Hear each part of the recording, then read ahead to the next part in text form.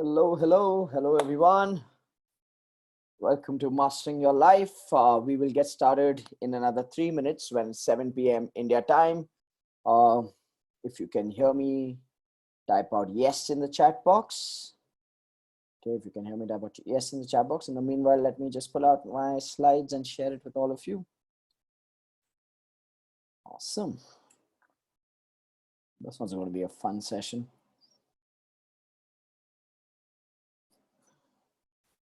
Amazing. So make sure you have a notebook and a pen to make notes. Make sure you have a bottle of water so you can keep quenching your thirst over the next couple of hours. Make sure you're locked in a room and you're not disturbed by someone else watching something else on television. And we'll wait for a couple of more minutes before we get started. A very good evening to each and every one of you. I hope you're doing good. I hope you're staying safe. Awesome. Yeah, so we'll come back in 2 minutes. In the meanwhile, let people log in because the start time was 7 p.m. India time. Good evening, everybody. Make sure you have a notebook and a pen to make a lot of notes. You're going to love today's module. Actually, I wouldn't mind if you watch today's module with your spouse, okay, or with people at home. You'll actually love it because this is about your life. And the reason I choose to talk about this before the PACE program is because I feel that your energy as a person is very, very important if you want to grow a big and successful business. Okay, so no, these are live modules, so we don't share recordings of it. So make sure that you have tuned in. My clock says 2 more minutes, so I'll be back in 2 minutes, guys. I'll be back in 2 minutes. Make sure you have pens and papers ready, water ready. Okay, nobody's disturbing you, and we'll get started.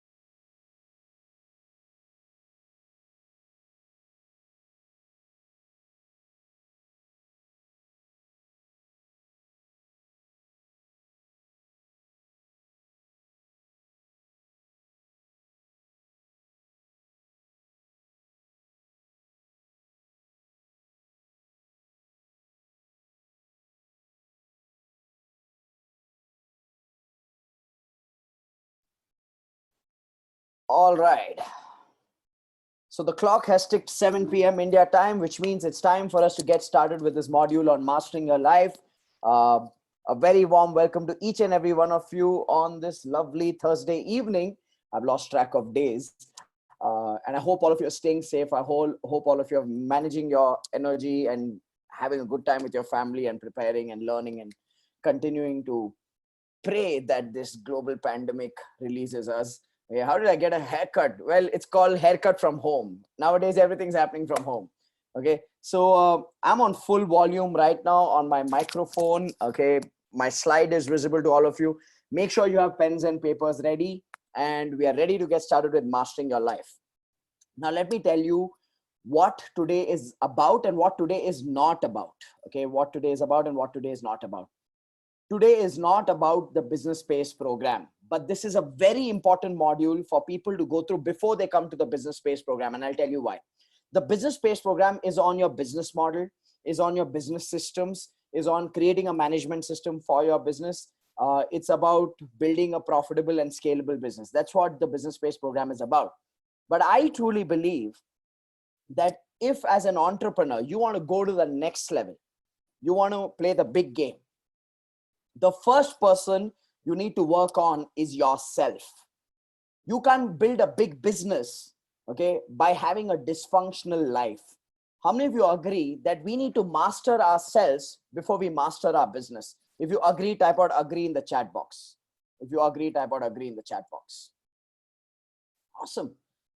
So I'm going to put out two statements before I tell you what are we going to be covering in today's module. Okay. So here's the first statement I want to put out for all of you. Your energy determines your capacity to create, contribute, and celebrate life. I want all of you to write this down.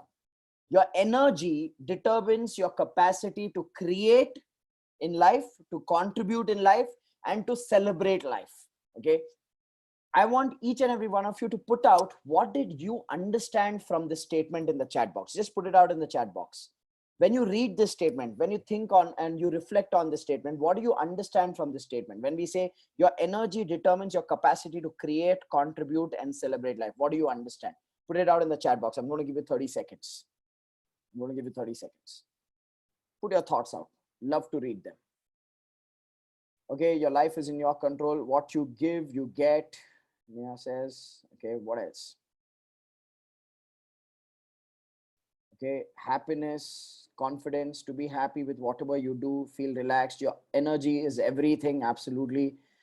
You got to create a legacy, live a holistic 360-degree life. Energy matters a lot. When I'm tired, I just like to sleep. How stress-free you are depends. Energy determines your results. Energy means action, speed to adopt change. High energy, high contribution in all three. Your current state of mind. Tucha ahe tujya jivacha shilpakar. That is in Marathi, but I don't understand it, but I read it. More energy, more happiness. More energy, more the delivery, law of attraction, creation and celebration. Okay, what frequency you vibrate at. Wonderful. Okay, positive energy, flow of energy, living your passion. Okay, energy should be positivity. So consider this. What do I mean by this? Okay, each one of us, each one of our existence in the physical form and in the energetic form is like a vessel, Now, depending on the size of that vessel, which is the size of your energy, you can manifest and create or contribute and celebrate life.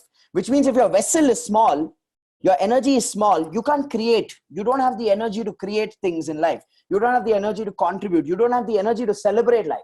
So the key is about expanding that vessel of energy so that we can create more, contribute more, and celebrate life more. If you got that, type out got that. You expand your energy, you expand your ability to manifest, you expand your ability to contribute, you expand your ability to enjoy life. Okay, if you got that, type out got that. Now, having said that your energy determines your capacity to create, contribute, and celebrate life, here's another statement. Okay, here's another statement. The key to your energy is being holistic and feeling wholesome. How many of you have experienced this? That if you're having a challenge in your financial life, it kind of affects your health. Or if you're having a challenge in your relationships, it affects your focus in business. It affects your focus at work. How many of you realize that every area of our life is connected? Because the common link between us and our problems and us and our life is ourselves. Which means if one area is broken, it has a ripple effect on other areas as well. So the key to managing that energy is to actually feeling wholesome. And the key to feeling wholesome is being a person who's focusing on living a holistic life.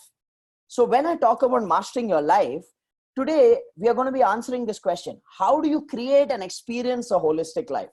How many of you would like a simple yet a powerful method to create and experience a holistic life? If you'd like that, type out waiting for it. Type out waiting for it.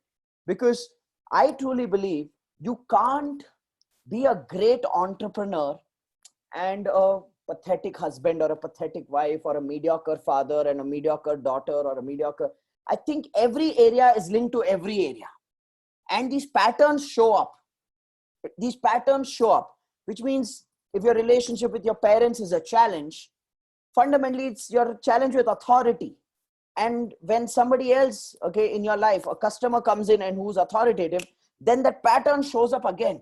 Some of us and every one of us are living life in what I call as the replay mode.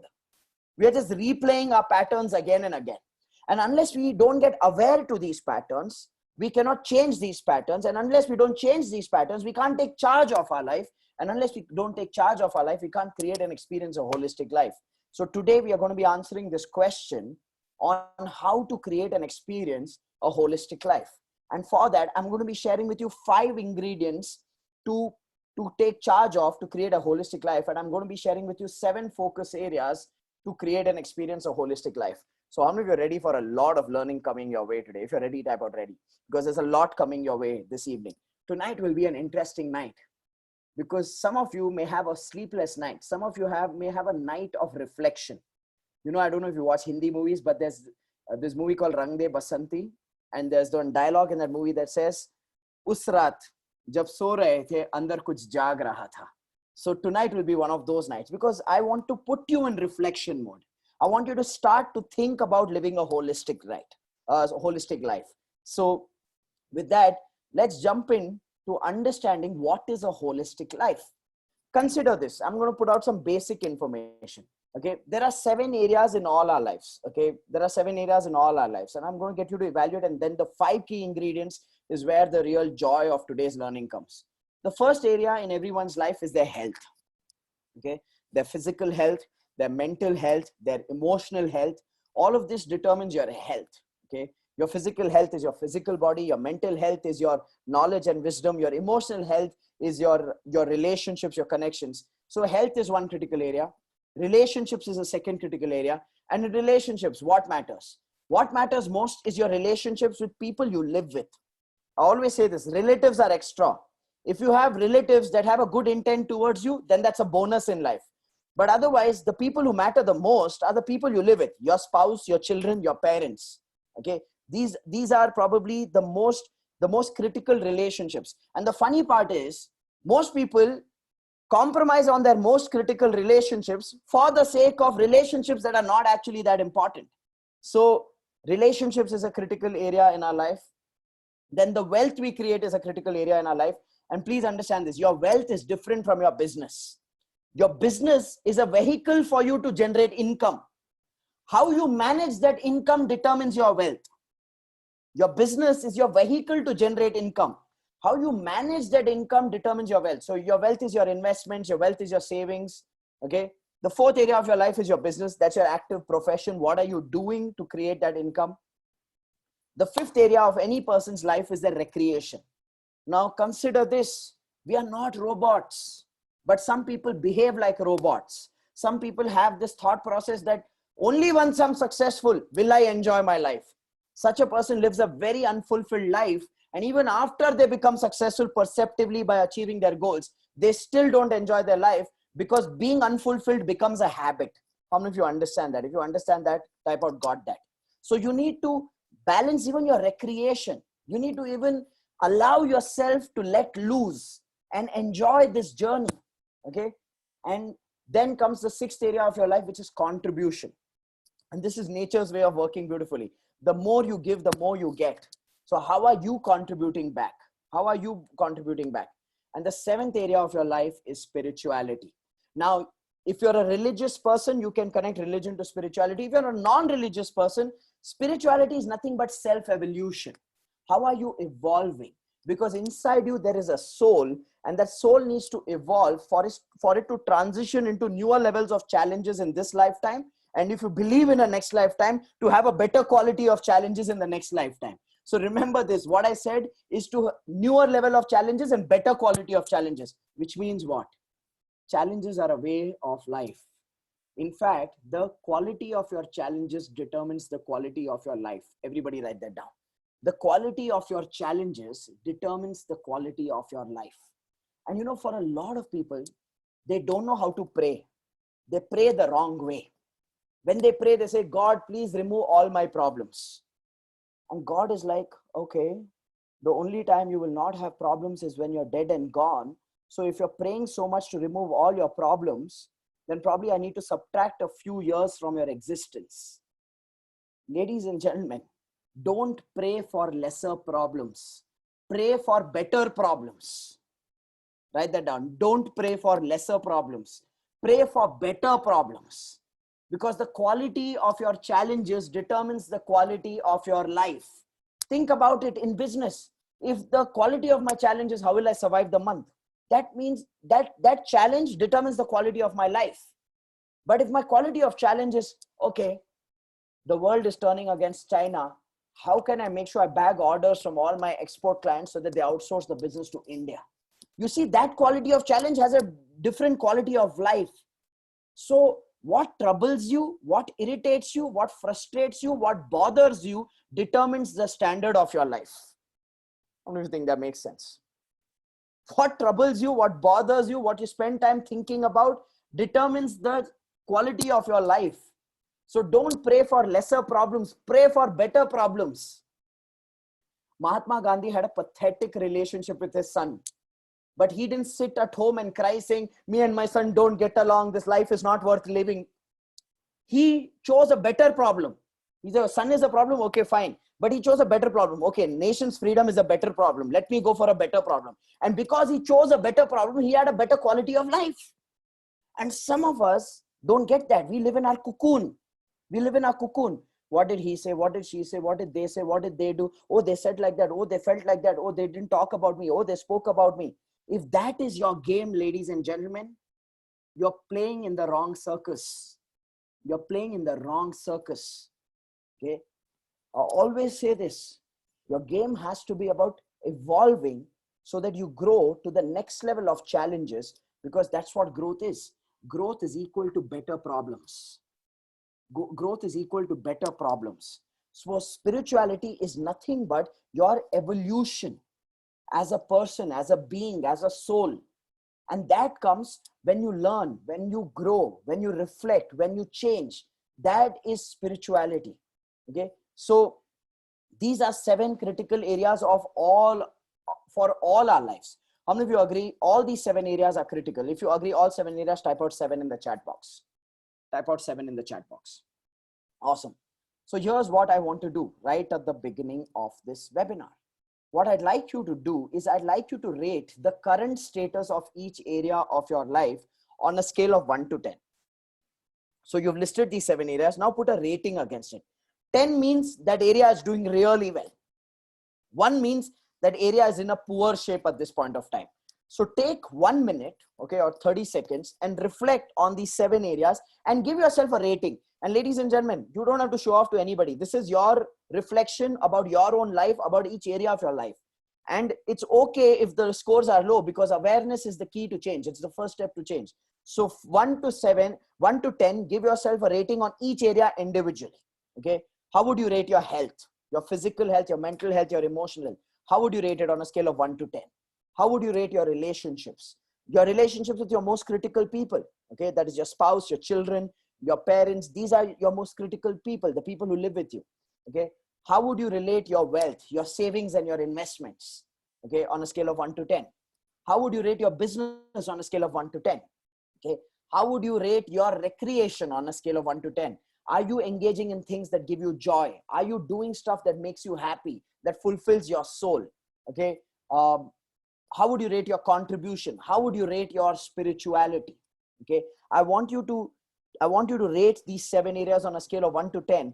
And then for me, I don't need to know your scores, but what I want you to do is based on doing this quick evaluation. Okay. Recreation could be anything. Recreation could be playing any sport, or engaging or indulging in any hobby. You may have a hobby of playing a musical instrument or painting or whatever, or recreation could be stuff like travel. I know right now in lockdown, but travel, a lot of people love traveling. For me, travel is a very big thing in my life. I love traveling. Okay. How would you rate your contribution? So contribution would be your contribution to society. Spirituality, let me put it this way. If you're learning as a person, if you're a continuous learner, then you are evolving as a person. So let's take learning as a parameter for evaluating our spirituality. Contribution is contribution to society. Okay. Giving, yeah, recruitment is following your passion. Okay. So all of these things. Spirituality, just look at it as personal growth. Are you seeing yourself evolve as a person? Are you seeing yourself learning continuously as a person? Okay. So put that down. Okay. Recreation could be anything that fulfills your passion. Okay. Fulfills your passion. Okay. Awesome. So now, based on this assessment, here's what I want you to do. I want you to reflect and truly reflect and ask yourself, what am I learning or what am I realizing by doing this assessment of myself? What am I learning? What am I realizing? And I want you to type out your learning and your realization in the chat box in the format of a statement. Don't put one word answers. Great, sucks. Don't put one word answers. Reflection are always, the brain reflects in statements. So what I'm realizing is so and so, so and so, so and so. What I'm realizing is I'm ignoring this. What I'm realizing is I'm pretty balanced in all this. Whatever your realization is, type it out in the chat box.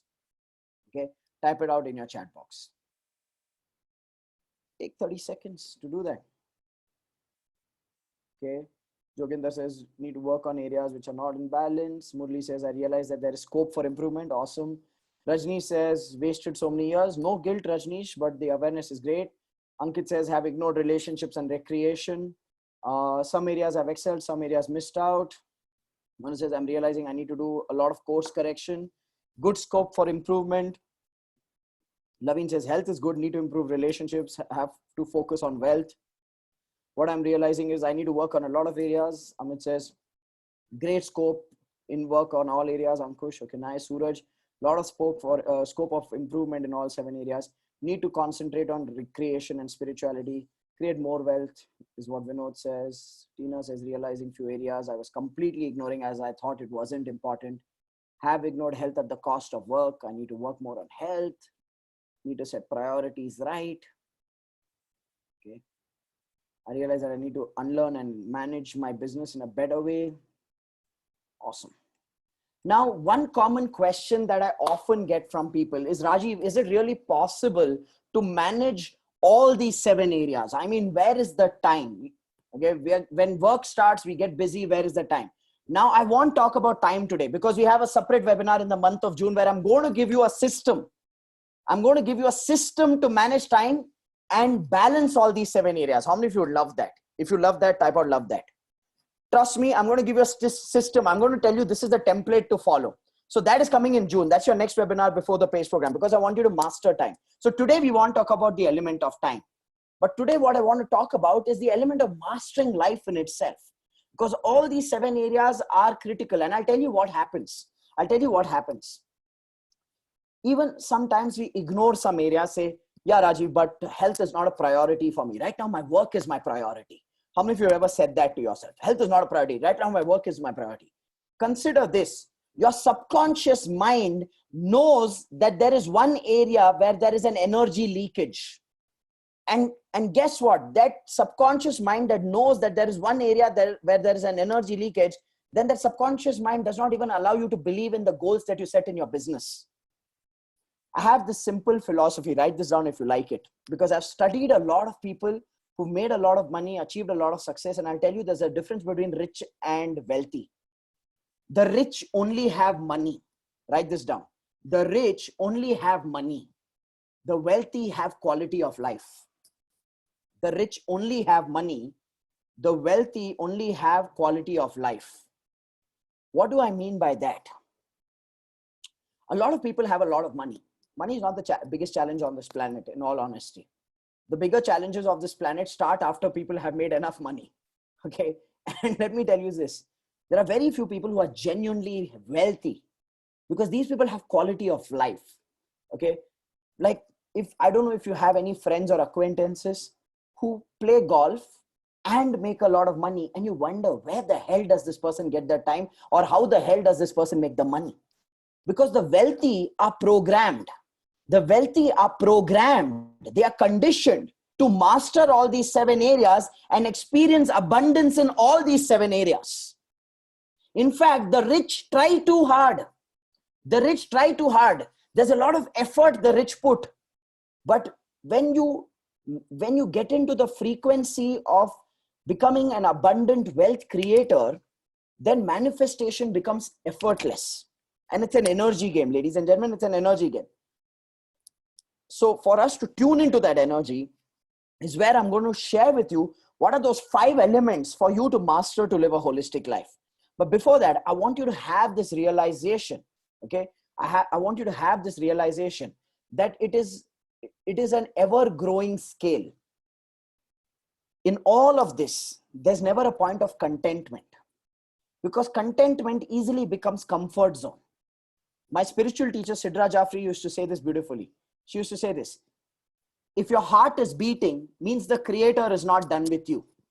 Write this down. If your heart is beating, means your creator is not done with you. So if your creator is not done with you, then who are you to decide that you are done? So I see a lot of people, they go into this corner of contentment saying, but Rajiv, I'm happy with everything. Yes, happiness is critical, but also hunger for the next level is important. Because when you match happiness with hunger, that's when you start evolving as a person. Only happiness can lead to contentment. It's happiness and hunger, the balance of these two emotions, to explore the next level of health, the next level in your relationships, the next level in your wealth, the next level in your business, the next level in your recreation, the next level in your contribution, the next level in your spiritual evolution. That hunger should always be alive, because guess what? True spirituality is understanding that the creator creates through you. Write this down. The creator creates through you. So when you sit in your comfort zone, you are depriving the creator to create through you. The creator is actually getting pissed off with you, saying, hey, I gave you a gift of life. I gave you the gift of abundance, but you didn't go all the way. You created a boundary and said, I'm done. So all I'm saying is this. Okay, I'll repeat that quote. She used to say, the fact that your heart is beating,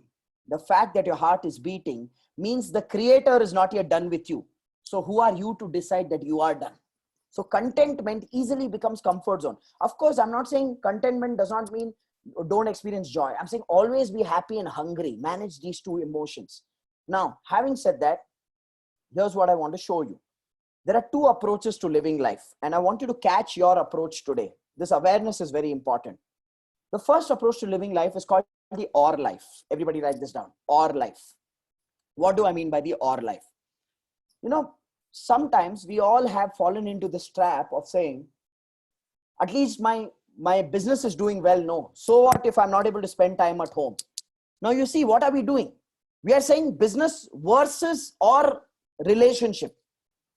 This is not a versus, ladies and gentlemen. And a lot of us live an OR life. Okay. I know I don't have time for taking care of my health, but right now my business is my priority. So what are we doing? We are saying business or health. Everybody write this. An OR life is an incomplete life. An OR life is an incomplete life. And the beauty about an OR life is we feel very valid about our excuses. We feel very valid about our excuses. I can't help it, Rajiv. Right now, work needs my attention. I can't spend time with family. Hey, hold. I'm not saying 8 hours work, 8 hours work, 8 hours sleep. Life doesn't work like a clock. That's not how you master your time. That's not how you master your life. Get it? I'm not saying 8 hours, 8 hours, 8 hours schedules. I'm talking about clarity of goals in every area of your life. I'm talking about quality of systems and focus in every area of your life. Yes, you can create systems in every area of your life. Okay. And if you don't have systems in every area of your life, then you live in chaos. So either you have systems or you have chaos. And wealthy people have systems. That's the beauty about not living an OR life, and rather focusing on what I call living an AND life. So the choice is simple, ladies and gentlemen. Some people use their focus in one area as an excuse to lapse in another area. Such an approach is called an OR life. But there are some people who understand that this game is about health and wealth and relationships and business and recreation and spirituality and contribution. Ladies and gentlemen, only when you pursue, the first step is pursue. Only when you pursue an AND life do you even give yourself an opportunity to live an AND life. How many of you agree? Okay. If you agree, type out agree. Only when you pursue, only then you give yourself the opportunity. And can I tell you a little joke? The joke is this: most people don't even try. Most people walk over, declare the loss, and they say this statement: you can't have everything in life. Now you tell me something. A person who's made that decision, you can't have everything in life, will that person even play to have everything in their life? Yes or no? Not at all. That person will behave like this self-sacrificing, virtuous victim, okay, who thinks that they are a pure soul, who does not have any greed, any wants, any desires, and they've absolved themselves from the responsibilities of this material plane, and they've transcended into the spiritual plane, where their wavelength is that of holy spirits and guides, and not these tuchha prani human beings on the material plane who are pursuing achievements in life. Let me tell you something, ladies and gentlemen. Most people who think they are spiritual are actually lazy. They are actually lazy. True spirituality is in experiencing abundance. And true abundance is in experiencing a holistic life. If you agree, type out agree. And the key is to pursue. It's not a game of perfection. It's a game of pursuit. It's a game of playing for that and life. Okay. And to play that game of and life, okay, we need to understand what is the definition of true success. I'm going to give you the definition of true success. True success is tangible achievements along with inner fulfillment. Write that down and I'll explain it. Write that down. Tangible achievements plus inner fulfillment. Let me explain to you what that means. Let me tell you something. Success is defined by two things. One is your achievement. So I'd like all of you to draw out this y-axis called achievement, like you see on the slide, and this x-axis called fulfillment. Okay. You remember graphs in school in algebra? Graphs, y-axis, x-axis.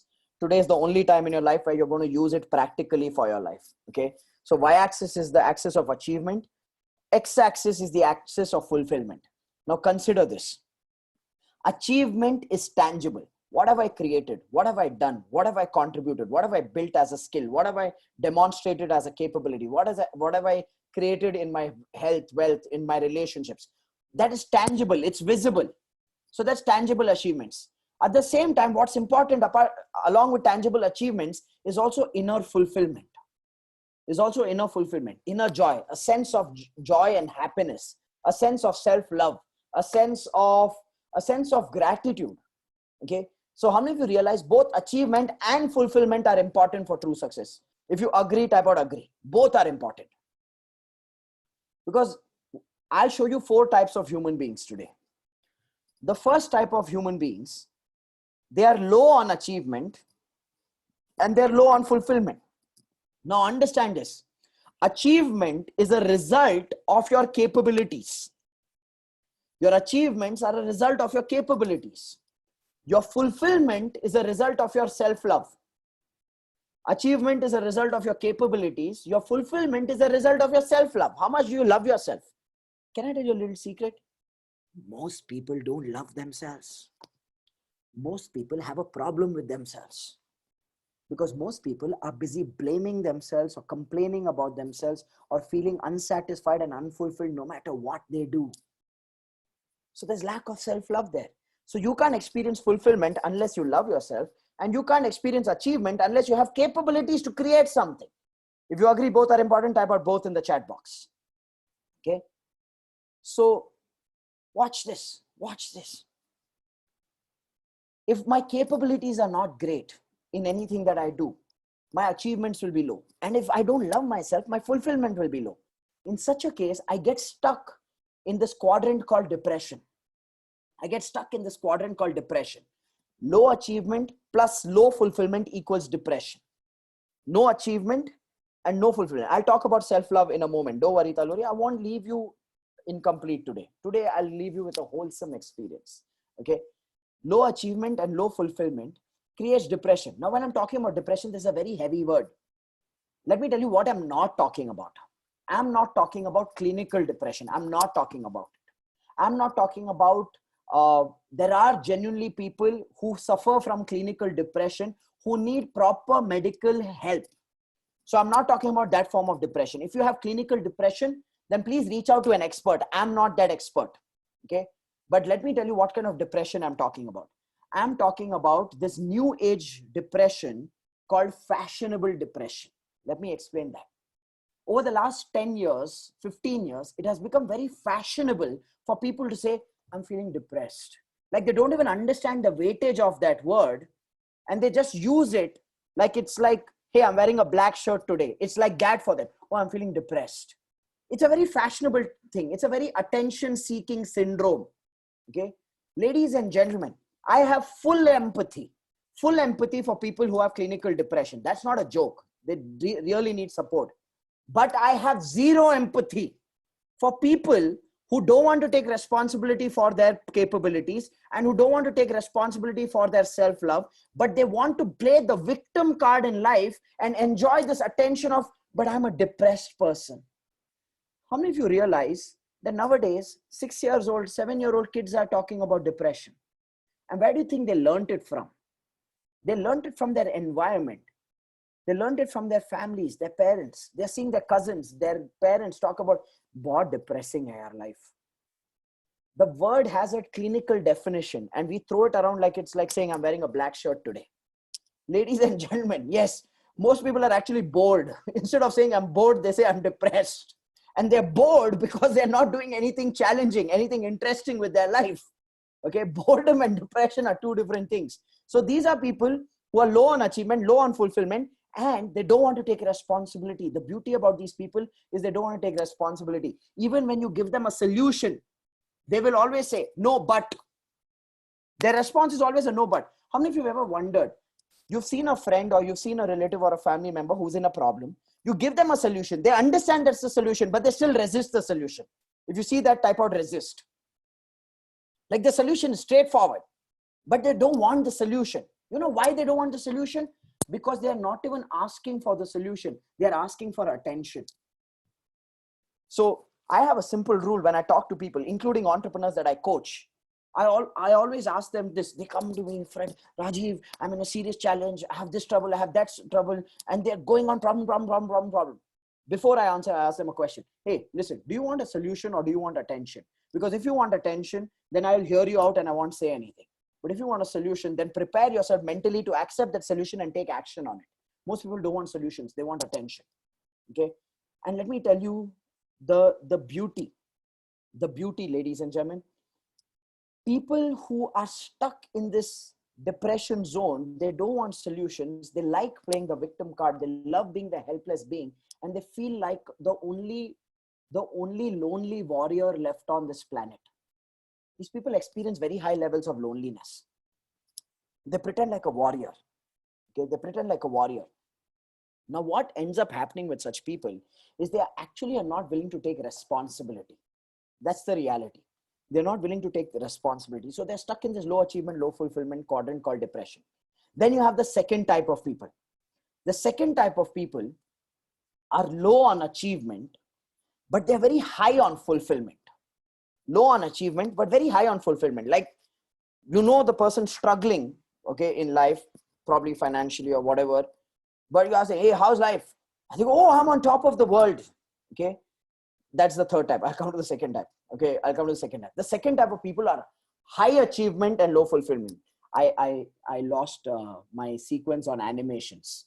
I was talking about low achievement, high fulfillment, suddenly high achievement, low fulfillment popped up. So delete the last 5 minutes and let's go to high achievement, low fulfillment. So let me tell you what is high achievement, low fulfillment. High achievement people are people who achieved a lot of tangible success. Okay. They've achieved a lot of tangible success. Okay. Great body. Okay. Great body or great business or whatever. In whatever area they've achieved tangible success. Great capabilities. But fulfillment is not there. These people experience or live life in the quadrant of dejection. No matter what they do, no matter what they achieve, they come back to this thing of, that's it. I'm not feeling anything on the inside. I thought if we achieve this target, I'll feel something, but I didn't feel anything. I thought if I start this new business, I'll feel something, but I didn't feel anything at all. How many of you can relate to that? If you can relate to that, type out relate to that. Okay. And I see a lot of entrepreneurs there, by the way. I see a lot of entrepreneurs there. Because you know the mistake these people have made? The mistake these people have made is in their head, they've confused the programming, and in their head, it is like, when I will achieve so-and-so things in my life, that's when I will be happy. So what they've done is that they've mixed achievement and fulfillment. And they've said, I will feel fulfilled only when I achieve. So what happens is this, through their journey, they're working very hard. they have high passion, they have great skills, but they lack self-love. They lack self-love. So what happens? They're working very hard, and through that journey, they're unhappy. And when somebody tells them, why? Like, enjoy the journey, have fun, be happy. They say, hey, listen, let me achieve that, then I'll be happy. So what has happened? Listen to this carefully. What has happened is unhappiness has become a habit. Write this down. Unhappiness has become a habit. So what ends up happening is they're so used to being unhappy that when they achieve that target, that result, their brain and body does not know how to experience joy, because unhappiness is a habit. So they feel confused. They're like, hey, where's that happiness? I thought there'll be a rush of energy, vibrations, blood flowing across my body. Every cell in my body will bathe and exude energy. I'm not feeling anything. What's the point of achieving all these things? So what happens is that because they've misunderstood, okay, and they've collapsed achievement with fulfillment, they live a very unfulfilled life. How many of you get that? If you get that, type out get that. And the key for these people to understand and get aware to is this. Achievement is your left hand. Fulfillment is your right hand. These are two separate hands, and both your hands are important. You can't live life from, what if I got a chainsaw and I came to your house and say, okay, listen, decide which hand will you allow me to cut? What will your answer be? If I tell you, which hand will you allow me to cut? What will your answer be?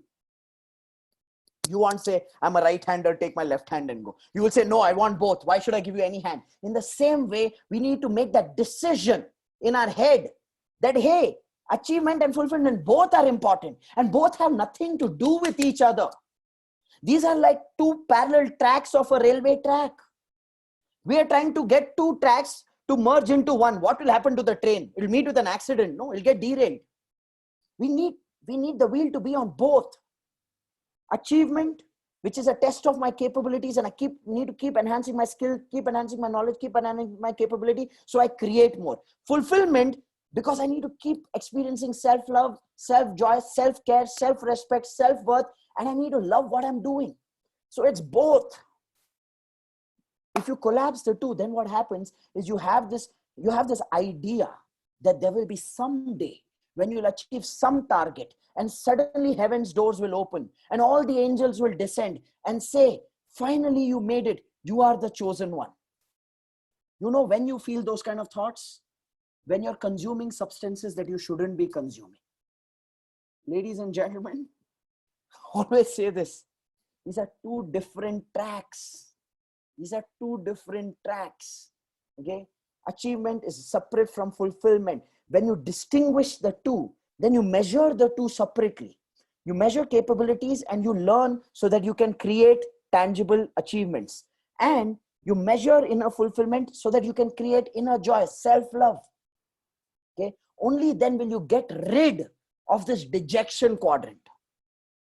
So I'm going to give you a solution for each one of these quadrants. If you're stuck in low achievement and low fulfillment, you need to focus on two things.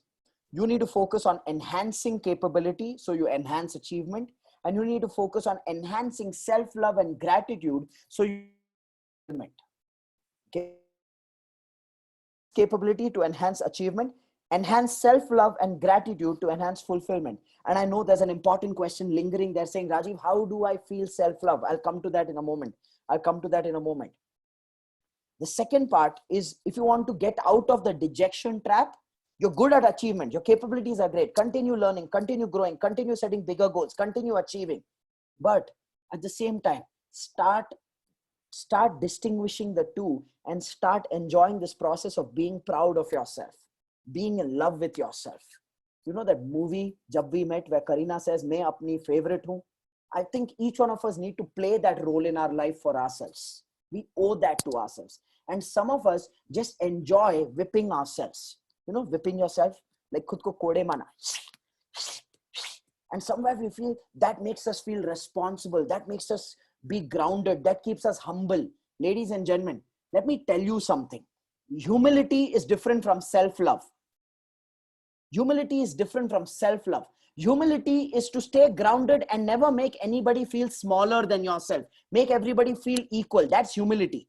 Self-love is I love myself. It has nothing to do with you. I just love myself. And self-love is different from ego. Ego is I am better than you. Self-love is I love myself. You are not even in the equation. How many of you realize that we confuse ego and self-love? We confuse humility and self-love. And because we have these messed up definitions in our head, we don't give ourselves permission to love ourselves and be nice to ourselves. If you agree, type out agree. So consider this. Consider this. Ego is I am better than you. Humility is I'm equal to you. Self-love is I love myself. And how do you have a problem if I love myself? Why should you have a problem if I love myself? So you are not even in the equation. It's just me, my relationship with me. It's my or meri tanhai. That's it. Okay. So understand this, ladies and gentlemen. You got to enjoy that process of self-love. You got to enjoy the process of self-love. Now, before I go into the third quadrant, let's answer the question. But Rajiv, how do I express self-love? How many of you would like to find that answer? Type out self-love in the chat box. If you'd like to know how do you experience self-love, genuine, authentic self-love, not some fake exercise which you learned in a motivational class where people said, look into the mirror and tell yourself, I love myself, I love myself. Not that, genuine inner self-love. If you want to experience that, here's something I want to teach you. Consider this. When we resist ourselves, everybody write this down. When we resist ourselves, write this down.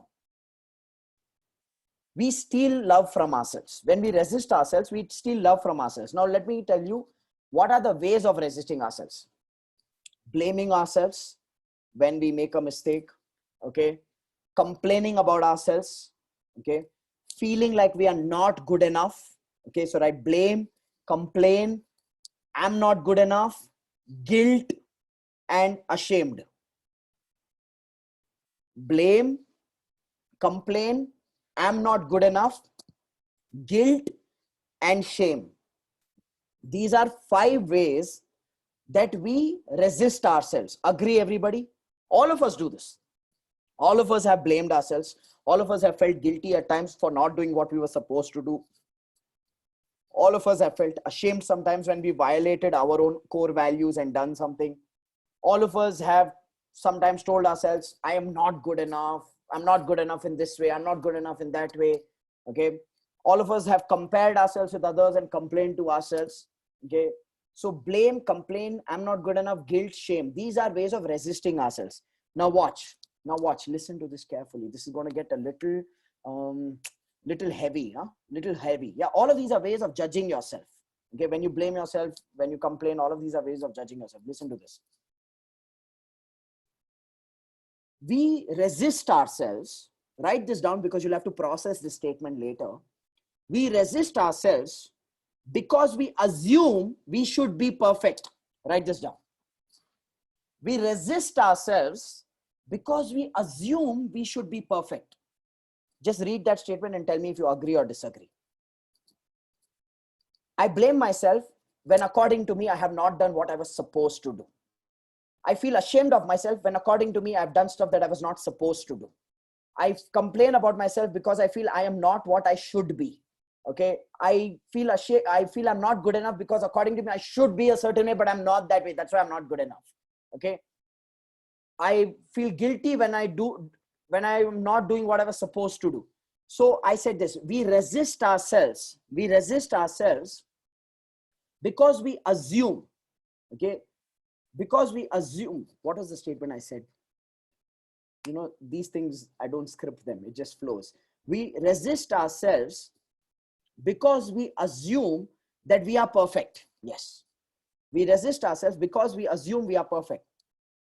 So think about it, ladies and gentlemen. Now listen to this carefully. Assuming we are perfect. Write this down. Assuming we are perfect or we need to be perfect. Assuming we are perfect or we need to be perfect is the highest form of ignorance. Everybody write this down. Assuming that we are perfect or we need to be perfect is the highest form of ignorance. Everybody got that? If you got that, type got that. It's the highest form of ignorance, and I'll tell you why. Now, let me explain that statement and why I say expecting yourself to be perfect or assuming you should be perfect is the highest form of ignorance. Because think about it, whether you believe in God or not, religion or not, I don't have any judgment on that. But if you study spirituality, if you study religion, no matter what religion you follow, every religion based on its faith and belief says that there is only one perfect being, and that is the creator, that is God or whatever. Okay. And if you don't believe in religion and you believe in universal forces and nature, then they say there's only one thing that is perfect, and that is nature. So consider this. When we expect ourselves to be perfect, and because we are not perfect, we blame ourselves. Because we are not perfect, we complain about ourselves. Because we are not perfect, we feel like I'm not good enough. Because we are not perfect, we feel guilty. Because we are not perfect, we feel ashamed. Okay. We are assuming that we should be perfect, which means we are assuming we should be God. Ladies and gentlemen, take a deep breath on that one. And because we are assuming that we should be God, that is the highest form of ignorance. Take a deep breath on that one. Because based on every spiritual belief, practice, religion, there's only one perfect being. That's the creator. We are all a part of the creator. We are not the creator. Which means we have been designed to be imperfect. We have been designed to be imperfect. Everybody write this in your book. I am imperfect. Write this down. I am imperfect. And that is perfectly perfect. Everybody write that down. I am imperfect, and that is perfectly perfect. Take a deep breath. I hope all of you are alive and happy. Ladies and gentlemen, some of us have spent 20 years, 30 years, 40 years, 50 years, 60 years of our life beating ourselves up because according to us, we are not enough. And we've forgotten the foundation of our creation, that us being imperfect is perfectly perfect. And when you accept I am imperfect and that's perfectly perfect, that's when you engage and indulge in self-love. Because that's when you look at the mirror, throw a flying kiss and say, wow, kya piece hai, 1 in a million. How many of you think that makes sense? If that makes sense, type or makes sense. I want you to soak this in. I want you to soak this in. Our resisting ourselves is the highest form of ignorance, because the assumption there is, I should be a certain way and I'm not, and that's why I hate myself. Ladies and gentlemen, let me remind you, you are probably 6 feet. I'm 5 feet 5 inches. I'm vertically challenged, by the way. Okay. You're probably 6 feet, but 6 feet, 3 inches. You know what a speck of dust each one of us are in this massive street, in this massive city, in this massive country, in this massive continent, in this massive planet, in this massive galaxy, in this massive Milky Way. You and I are a bloody speck of dust, and we take life so bloody seriously. It's not even a joke. It's not even a joke. Salah, we pretend like we're the center of the Milky Way when we are just a speck of dust. Stop taking your life so seriously and just have fun in the process. That is self-love. That is self-love. Now, some people have this fear. Rajiv, if I have fun, I'll lose focus. Again, or life, fun or focus. Why not an and life? Fun and focus. How many of you think that'd be an amazing life? Fun and focus. So get this or mindset out. This or mindset out. You know, people expect me to be, as a trainer, I should wear a suit and a tie and be very, very professional. I'm like, screw you. This is me. I'm sitting in my shorts right now. You want to see my sexy legs? I'm okay with myself. I love myself. Ladies and gentlemen, stop taking yourself so bloody damn seriously. You can have fun and focus. I get my work done. That's what that matters. Okay? So you got to fall in love with yourself. You got to fall in love with yourself. And the only time you're not loving yourself, listen to this. The only time you're not loving yourself is when you want yourself to be God. So remind yourself, not a God. Not at all. Not in this lifetime.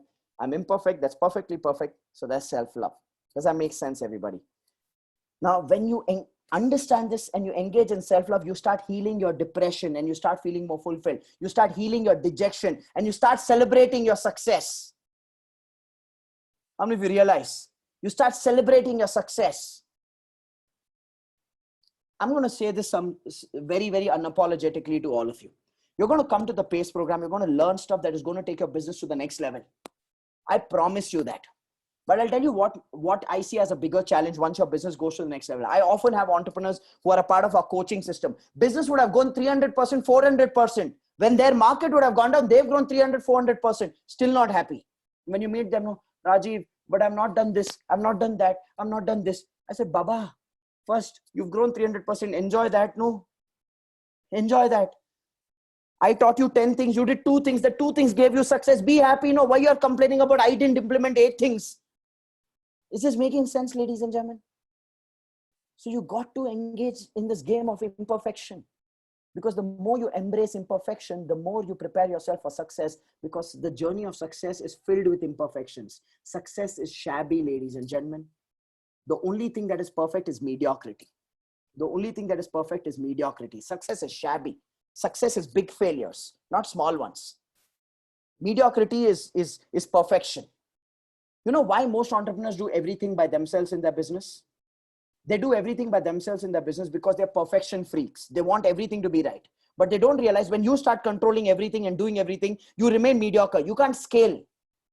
So if you want to scale, you got to allow yourself to be imperfect, experience imperfection, because the journey of success is shabby. How many of you agree? Successful people have more failures than average people have attempts. Successful people have more failures than average people have attempts.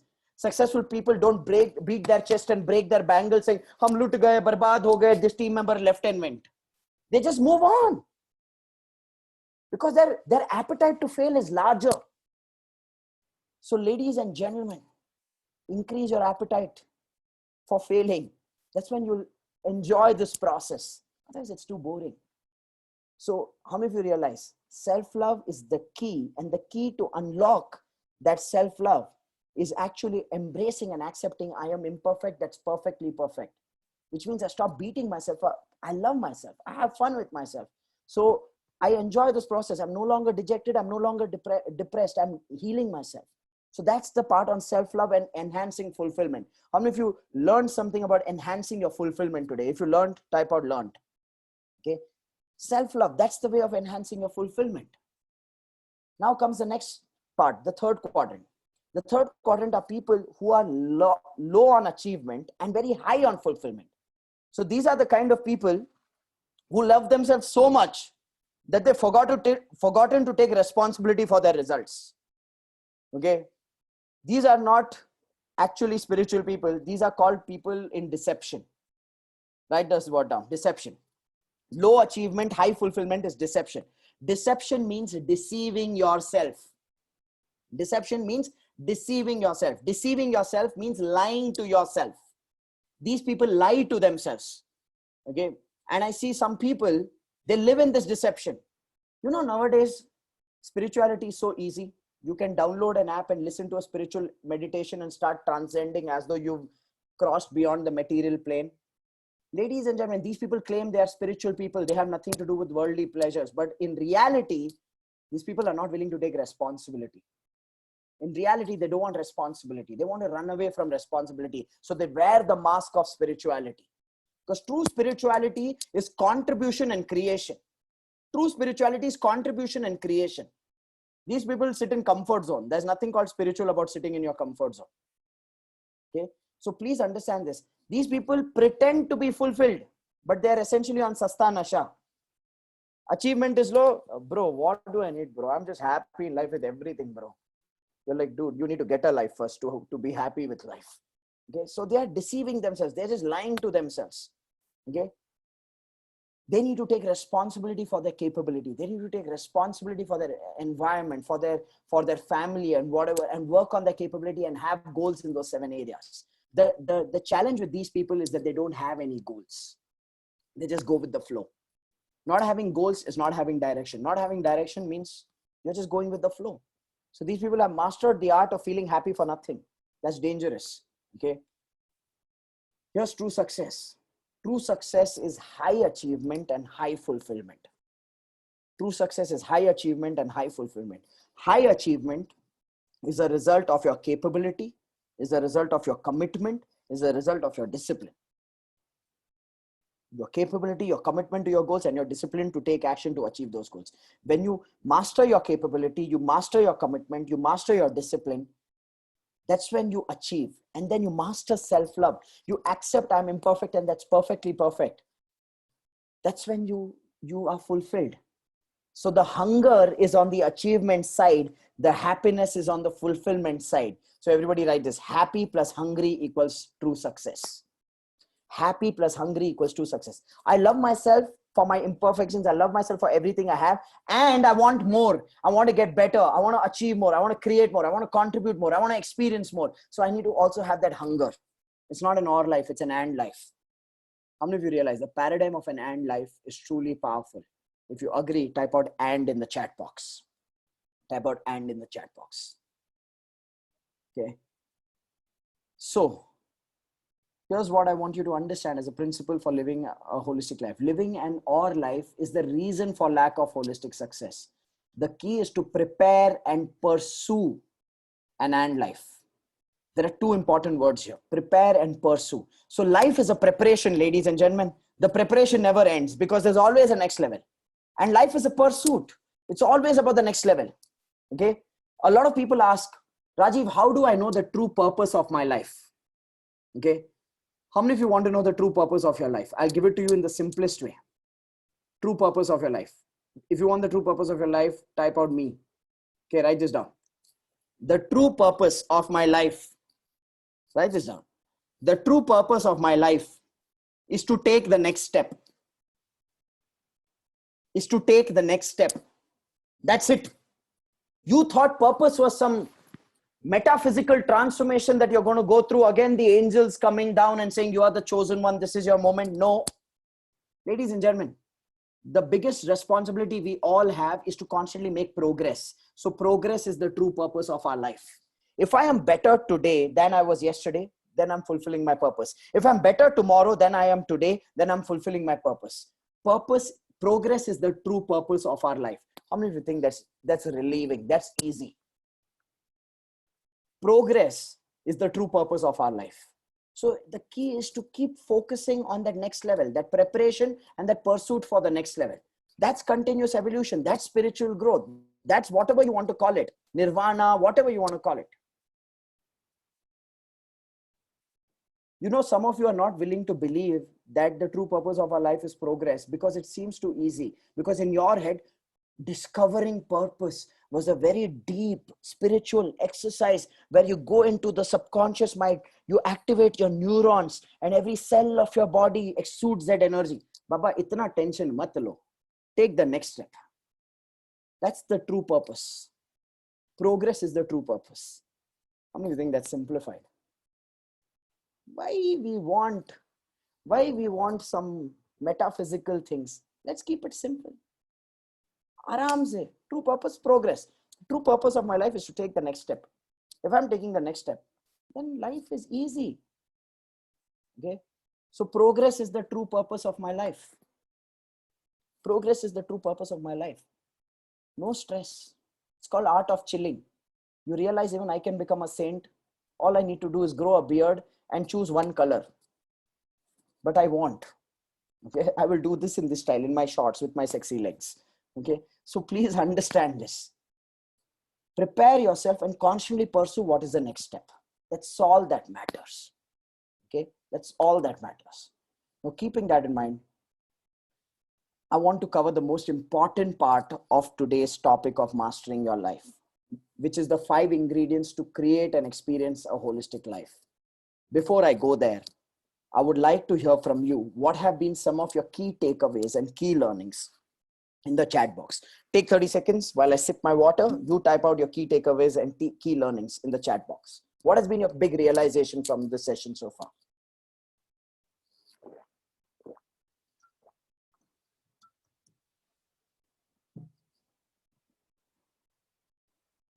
Okay, and life progress change is way easy than I thought. Yes, it is.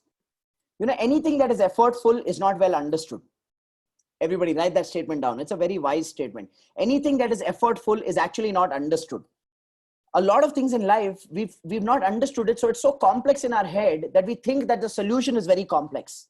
It's just that we haven't understood it. So when you understand that true purpose is progress, hey, that's simple. I understand. Yes, it makes sense. Then life becomes simpler. Okay. Love yourself, self-love, definition of success. Imperfection is perfect. Yes, you are imperfect. That's perfectly perfect. And life, self-love, keep making progress. Action versus perfection. Hungry and happy is true success. Okay, nice. Life is not as complicated as we've made it. We've taken ourselves seriously unnecessarily. That's why most people are dukhi atmas on this planet. Purpose plus pursuit, that is true success. Don't chase perfections. Okay. Right hand and left hand, both are equally important. Exactly. Okay. Yeah, both are equally important. I have some nasty jokes on that. Sometime over drinks, when you're drinking and I'm not.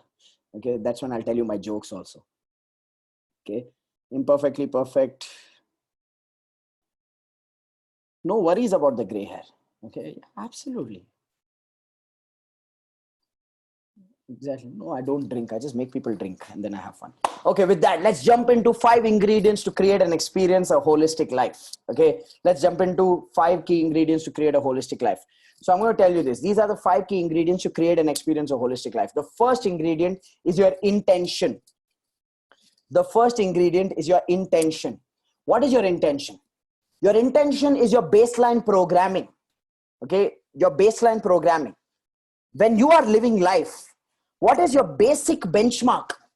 What is your basic benchmark? And I'll tell you, there are 2 kinds of people. There are people whose basic benchmark is our life. You can't have it all. How many of you have heard people say that to you? You can't have everything in life. You see, the benchmarks are low. Their benchmarks are low. And please understand this.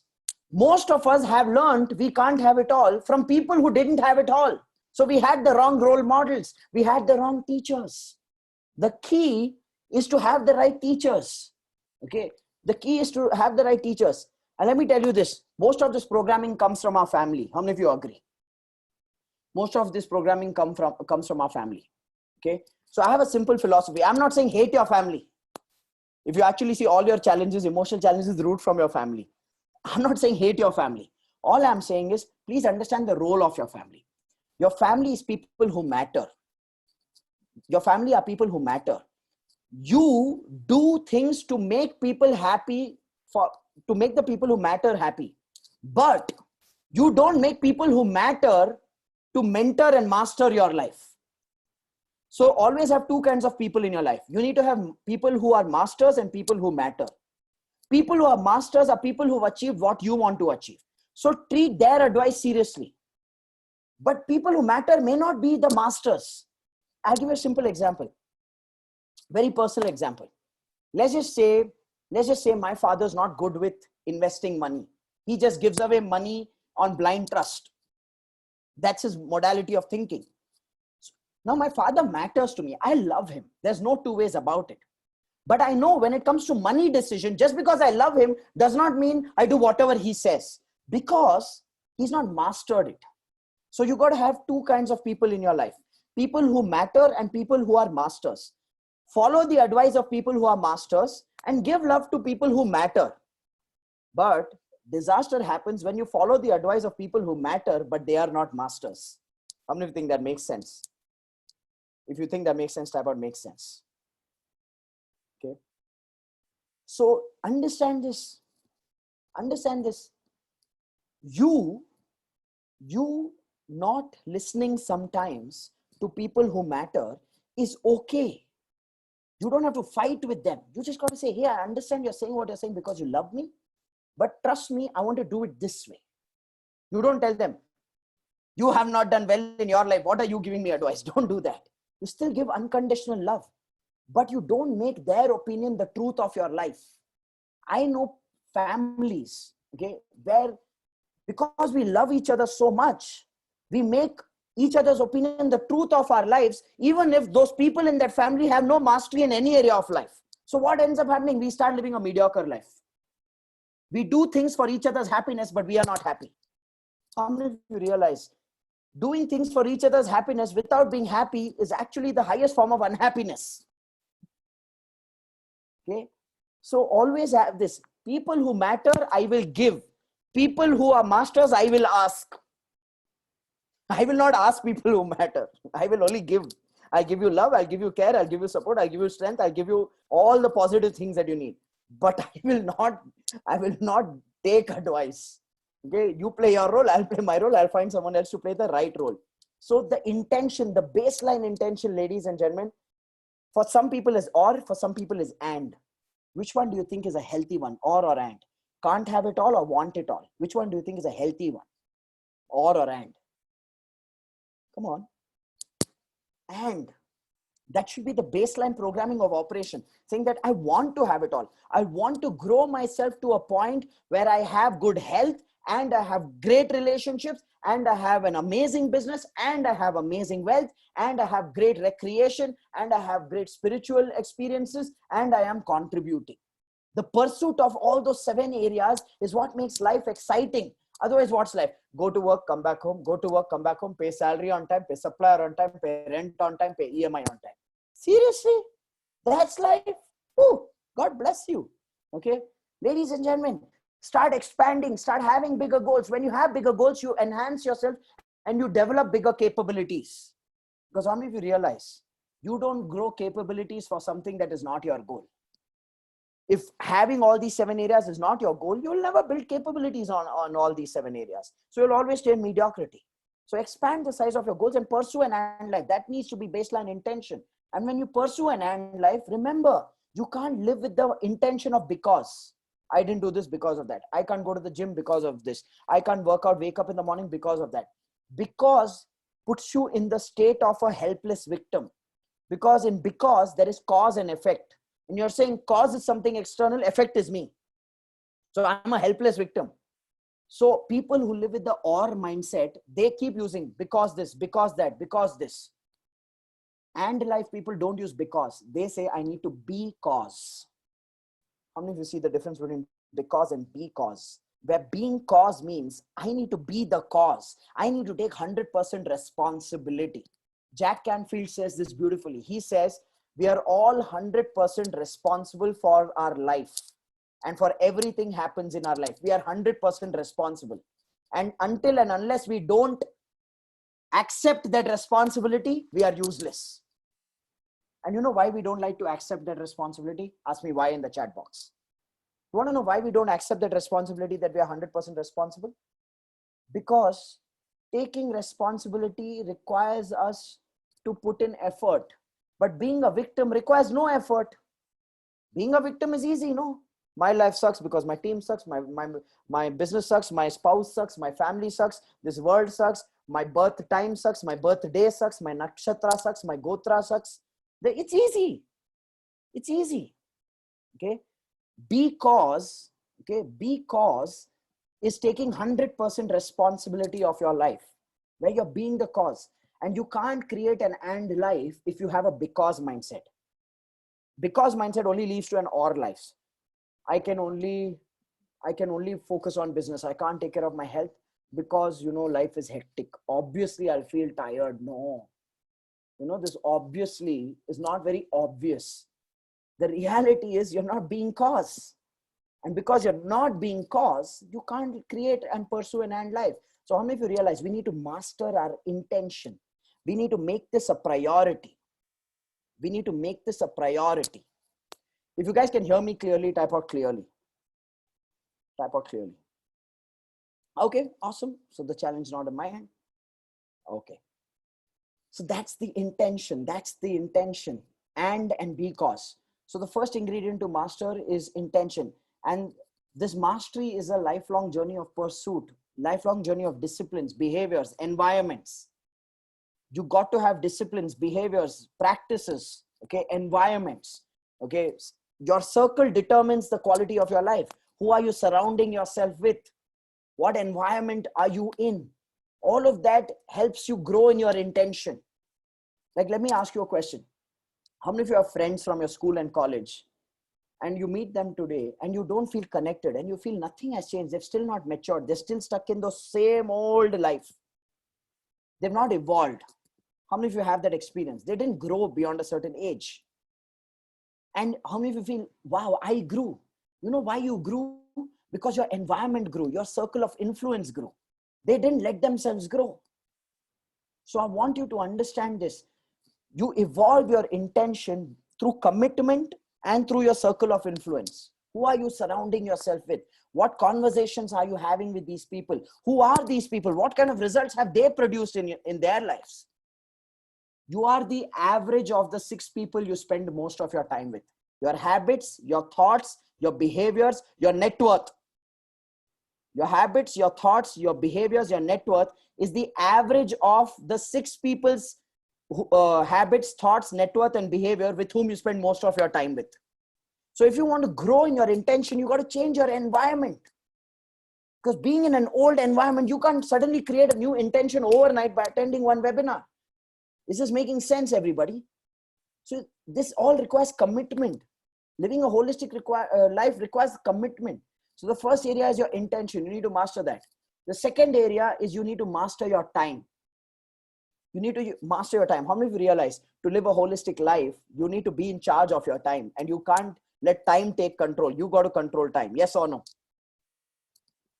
And for most people, that's a huge challenge. For most people, life is punching them in the face every day. And they're walking into this boxing ring called life every day without gloves. And life is just punching them. So they're just moving wherever life is punching them. And this time challenge, we will not talk today. We'll talk about it in the next webinar. There's a complete webinar where I'm going to share with you research findings about time. I'm going to share with you tools to manage your time and templates to manage your time. So that's a totally different topic that will be in your next webinar before the PACE program. And I feel this is a very critical area because what happens is most people they live a very reactive life. They just go with the flow. They just go with the flow. Today, work is in a crisis. Okay, let me work. Tomorrow, there's a medical emergency. Let me do medical emergency. Tomorrow, there's a emergency in my child's education. Okay, child needs attention. Very reactive. They just go with the flow from one crisis to another crisis. The key is not to live your life from one crisis to another crisis. The key is to live a creative life where you move from one goal to the other goal. So you grow with goals. Okay, we have travel goals. Okay, so we are traveling once in 3 months. We are traveling once in 6 months. Then we have health goals. We need to have our routine in place for our health. Then we have our wealth creation goals. So we need to have an investing discipline. I need to have my savings review discipline. Then I need to have money making goals because I need all this money for travel, for investing, for saving, for all of this. So I need to have clear business goals. I can't live my life in self-employment and in suffering for monthly survival. So it's very simple when it comes to time. You're either jumping from one crisis to another crisis if you're reactive towards time, or if you're creative with time, you're jumping from one goal to the other goal. Which jump do you think is better? Goal to goal or crisis to crisis? Which one do you think is better? Goal to goal or crisis to crisis? Goal to goal. And for you to jump goal to goal, you can't do everything. You can't do everything. Okay, people who go with the flow in life, they live a reactive life with time. They do everything. That's why they are firefighting. People who jump from goal to goal, they have a team for everything. They have a team for everything. Team is not just in your business, ladies and gentlemen. You can have a team in your health. Like have a coach or a fitness instructor or a nutritionist. Somebody who's going to keep a check on you. Okay. Like I know personally for me, health is not something that comes to me naturally. I was born and brought up like a chubby, Sindhi, well-fed kid. In fact, I am the fittest that I've ever been in my life today. Like I feel the youngest, most energetic and fittest at this point of time in my life. And how did I master my health? Not by sitting and doing everything by myself. I have a team. I have delegated the responsibility of my health to different people. I have a nutritionist who creates my nutrition plan. I don't apply my mind. It's delegated. I have a fitness coach who shows up in the morning at 6 o'clock, rings my bell, makes me work out at home. Okay. So you got to delegate because here's a simple thing. You can't be good at everything. So I have a simple rule. Do what you do best. Hire, outsource, and delegate the rest. Everybody write this down. Do what you do the best. Hire, outsource, and delegate the rest. Hire, outsource, and delegate the rest. How many of you think that makes life effortless? Because think about it. When you do what you do best, you don't have to be motivated. You don't have to be reminded. But if you have to do things that you don't do well, then you have to be motivated, inspired, reminded, all of that. So the simple rule, do what you do best. Hire, outsource, or delegate the rest. Do what you do best. Hire, outsource, or delegate the rest. And delegation is not just in business. I don't sit and do stock trading, ladies and gentlemen. I have not sat and done stock trading. I don't spend time in front of the screen till 3 p.m. till the markets. But I have hired and outsourced and delegated that responsibility to someone I found with a track record of doing it well. Okay. So that's how you grow with goals. My health, I have coaches. My financial strength, I have coaches. That's my team. That's my team. So you need to have a team in every area of your life. Only then you can multiply time and master goals. How many of you realize team is the best method to multiply time and master your goals? If you agree, type out agree. So build a team in every area of your life.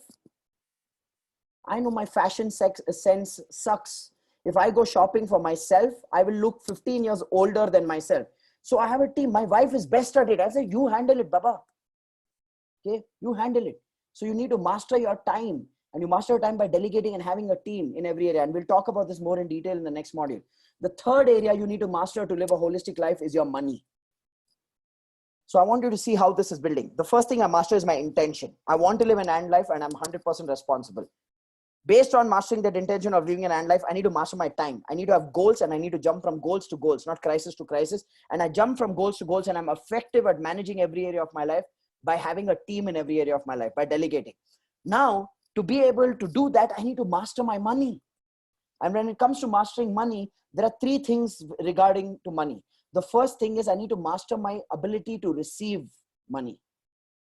And my ability to receive money is directly proportionate to my ability to earn. So some people have a receiving challenge in life. Okay. So let me put out the three elements of money: receiving, experiencing, and retaining. Receiving, experiencing, and retaining. Okay. Look, I'm not here to refer consultants and coaches and all of that. Let's take it one step at a time. Hold on. Okay. When the time comes, I will recommend people to you. Okay. So there are three things with regards to money: receiving money, experiencing money, retaining money. How many of you agree all three elements of money are important? We need to be good at receiving money. We need to be good at experiencing money, and we need to be good at retaining money. How many of you agree all three are important? If you agree all three are important, type out 3. All three are important. So for us to receive money, we need to work on our ability to earn, our skills, our knowledge, our business model. All of these things influence our ability to earn and therefore influence our ability to receive. So our skills, our knowledge, our business model, all of this influences our ability to earn. The other thing is our ability to experience. How many of you know people who make a lot of money, but their quality of life is pathetic? How many of you know such people, like in your society, community, relatives? They make a lot of money, but quality of life is pathetic. Will never travel, always live in fear, always negative, always crying, no money at all, paisa nahi hai, always keep crying. Okay. They are perpetually dissatisfied souls. And actually what they do is they take money, put it in boxes, put it inside their bed or sofa set, and they sit on it all day and feel the warmth from bottom. They don't have ability to experience money. And let me tell you something, what happens to such people's money. These people think they are very wise savers. They're prudent people. Okay. But actually they're stingy and they have a scarcity mindset. They'll negotiate and bargain with their maids also. Okay. So what happens to such people is this. Remember this, money is an energy. Everybody write this down. Money is an energy and it has to constantly flow. Money is an energy and it has to constantly flow. So money has to constantly flow. Now, these people who don't experience life, okay, they don't experience life. They don't give themselves the joy of that earning. You know what happens? Because they don't let this energy flow, the energy flows out forcefully. So such people, here's something that happens to them. Such people put their money or lend their money with greed of great returns and their money never comes back. Or you would see in their family, there's a pattern. They always are very stingy with money, tight-fisted with money, but they're busy paying big medical bills, Today, mother went to hospital. After 2 weeks, she came back. Then wife went to hospital. After 1 week, she came back. Then father went to hospital. After 2 months, he came back. Why? Because money is an energy and it has to flow. So if you don't let it flow, money will figure out to flow out forcefully, either in the format of bad debts or in the format of emergencies that you did not expect. Ladies and gentlemen, I'm not talking philosophy to you. These are patterns that I have studied, coached people on, diffused for people, and they've been able to break patterns. It sounds funny, right? It sounds funny. A person does not spend money, is stingy. So what ends up happening? Medical emergencies at home are frequent. So please understand this. You got to have all three relationships with money. Receiving, which is ability to earn, experiencing, which is ability to spend, and retaining, which is ability to save and invest. So I'm not saying don't save. I'm not saying don't invest. But please understand this. Remember, in the Money Mastery module, I spoke about you got to use that money for enjoying your life, fulfilling your necessities, saving it, and investing and growing it. If you don't balance the use of money, if you don't balance all the energies of money, what happens is money knows how to balance itself out. How many of you realize you need to have some kind of romance with money? Like you got to welcome it with open arms, saying, I love you, come. Receive it. Then you got to, when you spend it with joy. Don't give money with, kam karana, kam karana. Don't have that mindset. When you're giving money to anyone, give it with joy. Send that energy that, okay, let it multiply multifold for him and multiply multifold for me. And also then respect money by saving it. When you save money, you're respecting it, saying, I take care of you so that you can take care of me. And when you invest money, you're saying, I trust you so that you can grow. So you got to trust money and invest so that it grows. You got to save money as a way of respecting and taking care of it. Okay. And you got to experience money with joy. Give it with joy. Okay. And finally, you got to earn money like, baby, I love you. Please come to me. That's how you got to learn, have your frequency tuned with money. Ladies and gentlemen, how many of you by now realize that there's so much to learn in our life? Yes or no? Like, how many of you feel like, wow, this should have been taught in school? I always say this, our traditional education system was the biggest scam of the 21st century. We were not taught the most essential elements of life: time, money, relationships, health, none of that. And that's where I say the fourth area to master is your knowledge. The fourth area to master is your knowledge. Because when you expand your knowledge, you enhance your ability to master money, master time, and master intention. How many of you see? When you expand your knowledge, you master money, you master time, and you master your intention, your attitude. And the challenge with knowledge is that most people have very limited knowledge versus having expansive knowledge. And most people are very reactive in gaining knowledge rather than being proactive about gaining knowledge. What do I mean by reactive in gaining knowledge? Let me tell you this. How many of you agree to this? Most people learn about health only after their health gets spoiled, or somebody who they love, their health gets spoiled. Agree or not? Okay. Most people learn about health only after their health gets spoiled. Like someone fell sick in the family, suddenly the family became health conscious. Till that day, nobody cared about health. जिएंगे तो ऐसे ही जिएंगे, खाएंगे और मरेंगे, उसमें क्या है? Suddenly somebody got health, health. Ladies and gentlemen, we get stuck in mediocrity when we live a reactive life.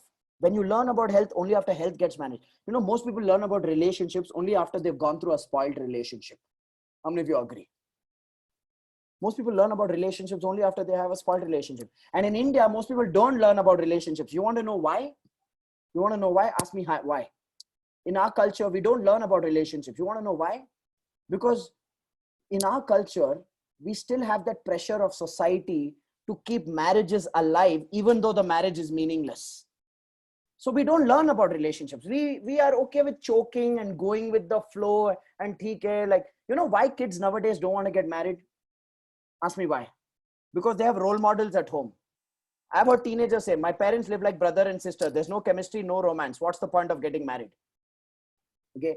So ladies and gentlemen, okay, please understand this.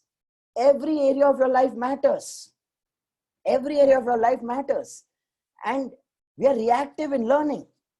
We are reactive in learning about health, about wealth. Most people learn about money after they lose money. How many of you agree? Most people learn about money after they lose money. Like, I'll tell you something. Everybody's panicking right now. Coronavirus, pandemic, lockdown, screwed small and medium businesses. Market is khatam. Life is finished. I'll tell you something. India will reach the peak of its economic prosperity in the next 3 years. You know why? Because most small and medium businesses have learned their lesson now. That how important is money, how to be focused on money. Otherwise, they were going with the flow. So people will learn about money now. Finally, they'll realize, hey, you know what? I need to do business on profit. I need to do business on tangible results, on growth. What is a recession? It is nothing but a reset button. So we are pressing reset. Okay. So you want to understand this. Reactive life teaches us lessons after we have pain. I am saying, why wait for pain when you can be proactive and gain knowledge?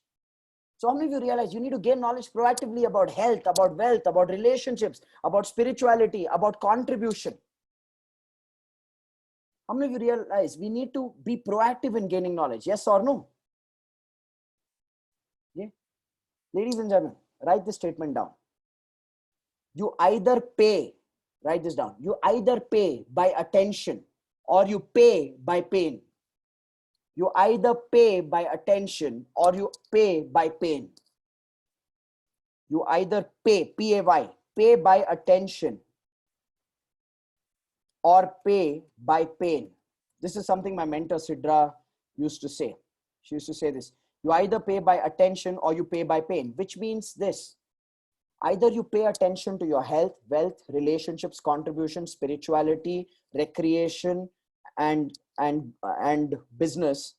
You either pay attention and be proactive about these areas, or you will pay by pain, which means these areas will get damaged and disintegrated. Then you have to pay attention any which ways. How many of you thought that makes sense? It's better to pay by attention rather than wait for pain to happen and then pay in all those areas. I know people reach their 60s, suddenly realize, shit, yeah, we don't even have a passport. We've not seen the world. We made all the money in the world. What's the point? Suddenly feel dissatisfied. And health is not permitting to travel. Ladies and gentlemen, recreation, spirituality, contribution, business, wealth, health, relationships, all 7, you need to pay attention. If you don't pay attention, then you will see pain in that area. You will see pain in that area. Okay. So be proactive about gaining knowledge and expand your knowledge. Don't have limited knowledge. Don't have WhatsApp knowledge. People have WhatsApp knowledge about health. Eat amla, everything will be fine. That's WhatsApp knowledge. But learn, what does it take to master all these 7 areas of life? Only when you master knowledge can you master money, can you master time, can you master intention. Which brings me to the last and final and 5th ingredient to create and experience a holistic life. How many of you are ready for the grand finale? This is the last point of my slide and then we are done for today. How many of you are ready for this?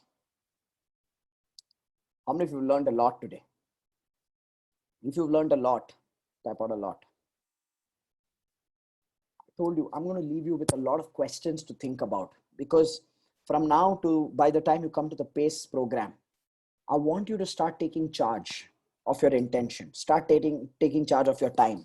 Start taking charge of your consciousness around money. It's not about being scarcity. It's about abundance and receiving, experiencing, and retaining. Start taking charge of what your knowledge. Start learning. Identify different people that you want to learn from. Learn from experts. Okay? Learn from experts. Finally, for you to master your intention, for you to master your time, for you to master your money, and for you to master gaining knowledge, you need to master the 5th and final ingredient, which is master your discipline. Everybody write this down. Discipline. Now, I know it sounds like a very serious, strict, and boring word. But trust me, I'm going to simplify discipline for you. I'm going to simplify discipline for you. So here is discipline's definition. People who live a reactive life or an or life or a because life, okay, or a limited life, these people, they don't have discipline. They demonstrate something called as sincere laziness. Everybody write this down. Sincere laziness. Sincere laziness. Let me explain what is sincere laziness. Let me explain this. You see the word sincere laziness. It means, Rajiv, I want to get up in the morning and go for a walk or do my workout, but I don't know why it's not happening. And I'm feeling very guilty, Rajiv. Guilt. Okay. Guilt is sincere laziness. And write down the definition of guilt. Guilt is a sincere way of feeling sincere about your insincerity. Guilt is a sincere way of feeling sincere about your insincerity. Guilt is a sincere way about feeling sincere about your insincerity. Actually, you are not sincere. Actually, you are not committed to it. But guilt makes you feel good. Guilt makes you feel good. It may, at least I'm feeling bad. No, that is sincere laziness. So what happens to such people? They feel guilty, they do for some time, then again they don't do. Then again they feel guilty, do for some time, again they don't do. Very inconsistent. People who master these 4 areas above, they master the idea of discipline. And when I talk about discipline, write down drama less discipline. Everybody write drama less discipline. Write this down. Drama less discipline, which means there's no drama. And let me define discipline for you. Write down the definition of discipline. Discipline is doing what is necessary. Everybody write this down. Discipline is doing what is necessary, whether you like it or not. Discipline is doing what is necessary, whether you like it or not. How many of you think that's a powerful definition? Do what's necessary, whether you like it or not. You have to get up, you have to work out, do it. Whether you like it or not, do it. That's when you'll start doing it and then you'll master it, then you'll fall in love with it. But Rajiv, I don't feel that that's me. Can I tell you something? You are nobody. So stop telling me this is me and that is not me. Discipline is doing what is necessary, whether you like it or not. Discipline is doing what is necessary, whether you like it or not. Which means there's no drama. There's no emotion. There's okay, I do what is necessary. I go to work out 4 times a week. I work out 4 times a week. I need to sit for a review for my finances once in 2 weeks. I need to sit for a review for my finances once in 2 weeks, whether I like it or not. I need to train my team. I will train my team, whether I like it or not. And do it with that intent that I got to get it done. And what is the end result I want? So what are the skills I need to have? What's the intent I need to carry? And then do it with that intention. Discipline is doing what is necessary, whether you like it or not. Guilt is feeling sincere about your insincerity. Guilt is a sincere way of feeling sincere about your insincerity.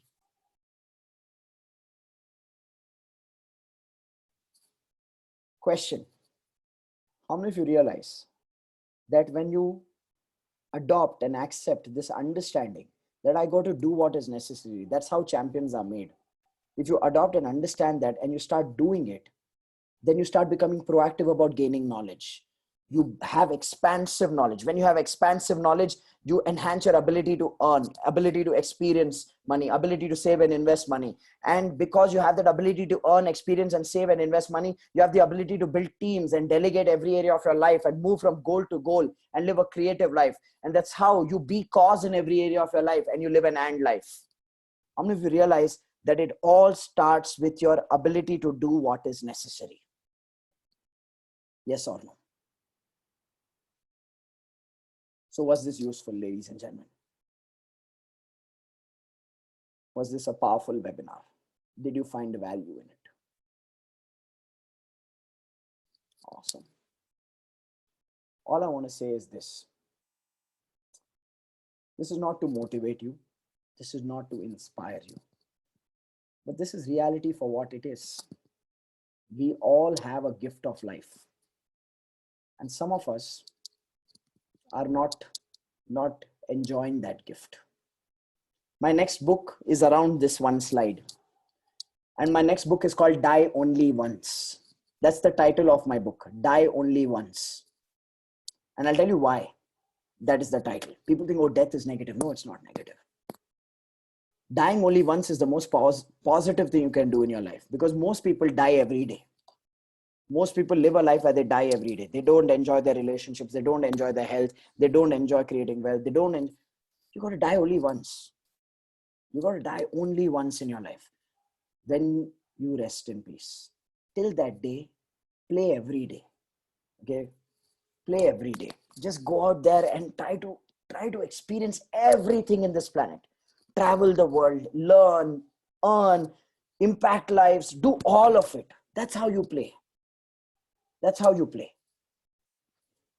So with that, we come to the end of the module of Mastering Life. I hope you found value. And what I would love for you to do from here is kind of revisit your notes tonight before you sleep.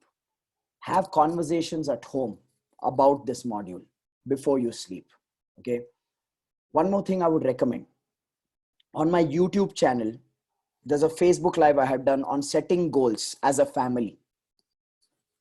On my YouTube channel, I've done a Facebook Live on setting goals as a family. Watch that as a family and really inspire your family to live that holistic life. Have goals as a family. Health goals, wealth goals, relationship goals. I'm telling you, ladies and gentlemen, we've been given the gift of life. We got to celebrate it with people who matter the most. Okay. So I just want you to play fully and pursue this holistic life. It's a lifelong pursuit. There'll be imperfections, there'll be inconsistencies, there'll be challenges, there'll be all of it. But just enjoy the process. Does that make sense? Yes. Awesome. So with that, I come to the end. Okay, I come to the end of this masterclass. We're going to have another one next month where we're going to talk about mastering time. Okay, and no homework. This is just reflection. This is absorption. This is rereading these notes. Reread those statements again and again on discipline, on guilt, on stuff like perfection and imperfection. Just read these notes again and again and soak it in. That's your homework. How many of you will do that homework? Reread these notes again and again and again and again. Okay. So because there's so much that I've given you today, that just absorbing this is a lifetime's work. Just absorbing this is a lifetime's work. Okay. So with that, this is me, Rajiv Taleja, saying goodbye, good night. Okay. Thank you all, everybody. Have fun. Don't take life too seriously. Happy and hungry. Thank you, guys. Bye-bye.